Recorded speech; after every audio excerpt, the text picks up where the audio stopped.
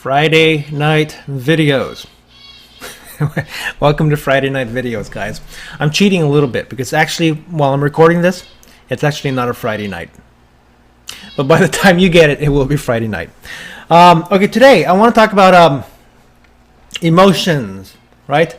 Gay Hendricks likes to say, a wonderful psychologist out in Santa Barbara, I believe, California, likes to say all feelings are short-lived unless there's resistance to it, right? And Dr. Jill Bolte Taylor, a Harvard-trained and published neuroanatomist, talks about how emotions generally last physiologically for 90 seconds. I don't know about you, but I've had emotions last more than 90 seconds. But I'm going to talk about this, right? So have you ever been, you can hear my birds in the background, they want to get into this. Have you ever had an emotion last more than 90 seconds? Anger, sadness, apathy even, joy even, right? Last more than 90 seconds.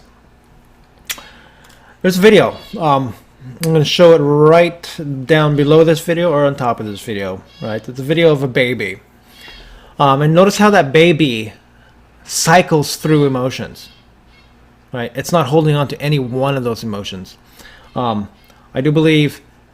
think that's how we were supposed to be.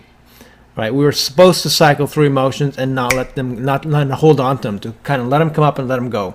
So watch the baby video, and there's a few of them on YouTube. But I like this one. There's another one I shared in a couple blogs back. That baby's going through emotions faster than 90 seconds. It's going through fear, joy, fear, joy, fear, joy. And notice it. It's not. You could see it if you look. If you try to compare a baby going through emotions versus adult going through emotions, right? The adult going through a scary feeling, we'd be like, you know, and in the same time, she'd be sitting there analyzing it, looking it over, trying to dissect it, trying not to feel it, trying to say, "Don't feel scared," you know. And basically it'll lead to a moment, if it continues to a moment like of a shock, right? Maybe anxiety, maybe panic. But notice the baby. The baby's not holding on to any of it. There's no analytical thought behind it. There's no trying to outthink her way out of the feeling. The baby's just completely in it, absorbed in it, and she's just letting it express. And notice, because she fully lets it express, she automatically goes back to the other side of joy, right? Back and forth, fear, joy, fear, joy, fear, joy, and then eventually it'll settle out. I don't see the rest of the video, but I'm imagining it will settle out into peace, because that's what I always see.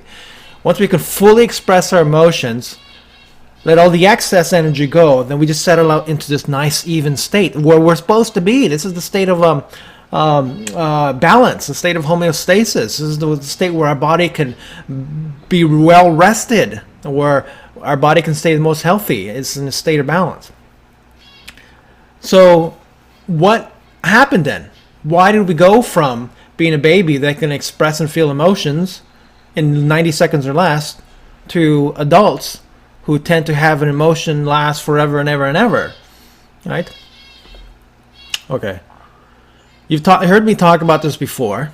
I'm going to talk about it again. And I'm just, I'm getting messages now that people are saying, you know what, Matt, I'm actually really starting to get the concept that you're talking about.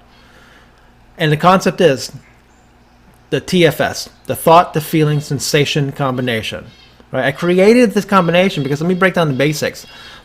We have our thinking mind, we have our feeling mind. Our thinking mind is our conscious mind, our feeling mind is our subconscious mind. In between these two minds is the battle, I should say, in between these two minds, if these two minds are battling, the brunt of that energy gets taken out on our physical body. It's very important. Get that. Thought, feeling, sensation combination. Here's the problem. When we have an emotion, we're doing many things. If we don't like the emotion, we're trying to outthink our way out of it, right? So now again, here's the body trying to push up the emotion, whatever it may be, angry. Here's the thinking mind saying, no, I shouldn't feel angry. Okay, and so it's pushing the feeling. The body wants to bring that, subconscious mind wants to bring the feeling up. Your thinking mind's pushing it down. Boom. That fight gets taken out in the body. The body's not allowed to flow because of that struggle that you're having. Well, if you remember, all feelings are short-lived unless there's resistance to it. If you allow that feeling to come up, it finally comes up and out, and then the body relaxes, and the thinking mind doesn't have to analyze anymore. But here's the problem again. As adults, we learned that if we don't like a feeling, we should stuff it down or try to think our way out of it, right? Well, that's just manipulating our way out of it. Okay, so nowadays, I'm trying to make this video a little shorter. I know that my videos are a little long, but nowadays what we do, so when we get an emotion that we don't like, we try to, 1, outthink our way out of it. 2, we try to run away from it. 3, we try to stuff it back down. Okay, and so when that emotion does come up, that emotion, it's going to eventually, life's course will eventually push that feeling up to the surface, probably at the most inopportune time that you want it to come up. It now comes up, that particular emotion comes up with all the thoughts that have now accumulated with that emotion. That's part of the big reason why it's so hard to move through emotions now. Notice the baby video again. That baby can have pure emotion of fear because there's not so many thoughts attached to it. It's just a sensation that's coming out in and out at the moment, right? So now, but notice, because we pushed this emotion as adults, we've attached so many thoughts to it, so many scenarios, so many scenes, and now we just put all kinds of evidence on why this emotion is real. So now that when this emotion comes up to the surface, right, it's not just the energy of the fear now, it's the energy of the fear plus all the thoughts that we've attached to it. All those thoughts, if you think about a rope, let's start off with a small rope, right? And we're trying to make it like a huge, thick rope, right? If you're using it for like sailboating or something, right? I'm not a sailor, but anyway. Okay, so our emotions are like that. They start off with a little piece of twine. And eventually with all our thoughts, we start wrapping more twine around it. And that twine gets bigger and bigger and bigger, and it turns into this big, huge rope. And so when we're emoting with all those thoughts that come with it, and we're trying to use a certain therapy or a certain, I don't know, way to cleanse it, many times what's happening is they're trying to put that huge rope through the eye of a needle. It can't get through, right? They're saying, feel that emotion, feel that emotion. But the thing is, that emotion is tied to all these thoughts and all the scenes on all the scenarios. It's become a big rope, and you can't thread that needle through. It's impossible.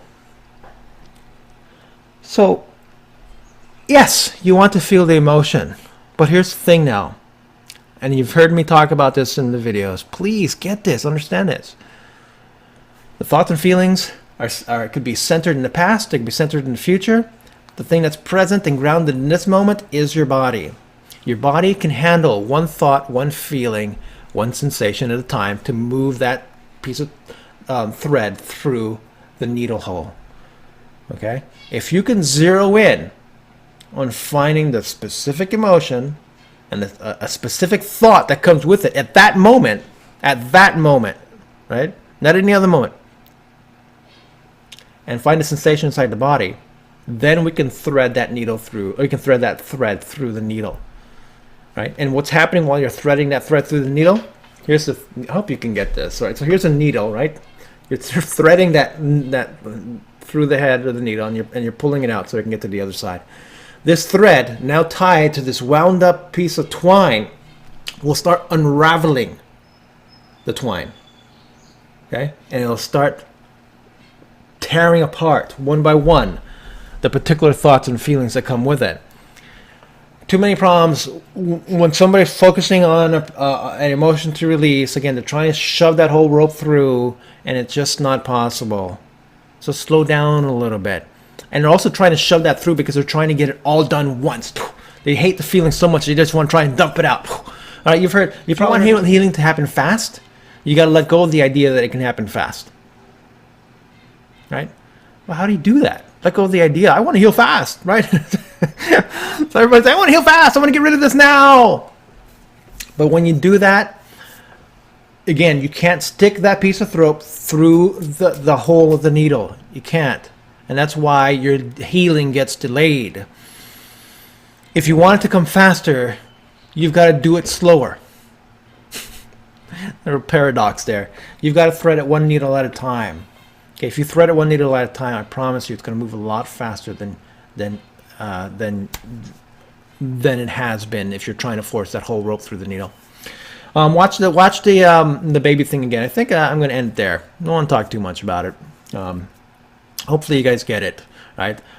If you want, also look into buying the Perfect Affirmation program that I created. I talk a lot about the thought, the feeling, sensation, how to find the right thought, how to find the right feeling, how to find the right sensation. And literally you'll see, when we can get the right combination, right, there's a huge feeling that originally the client doesn't want to feel, but if we find the right combination of thought, feeling, sensation, they can handle one thought, one feeling, sensation at a time. That thought, feeling, sensation moves fast, and it can move through in 90 seconds or less. The problem is we're trying to move an emotion with all the different thoughts and scenes and situations that's ever happened all at once. But if you find one combination, it moves through quickly, 90 seconds or less. I just got through working with somebody right now. She had a feeling of disgust at the thought of, I can't remember what it was, at the thought of trying to be other people or whatever it may be. And at first she's like, oh my God, I don't want to feel that. But it's that resistance, like Gay Hendricks says, the resistance allows the feeling to stay here. It's that resistance that actually stays in the body and never gets processed. Your body wants to process it. Remember what I said before. Okay, I'm making this video longer. Remember what I said before. You made an agreement with your body coming into this universe. Your body said, Matt, I will hold on to this feeling, the feeling you can't express, but I need you at some point to look at it in the future so I can cleanse it out of me, because this body is finite. It's your job to consciously be able to look into it, be willing to look into it, and be willing to acknowledge it fully and completely so the body can finally do its cleansing. Okay, then you can finally step out of the way and just let the body cleanse it through. So get the Perfect Affirmation program and talk a lot about how to find the right TFS, right? Theperfectaffirmation.com. And I'll talk to you later. Have a good day.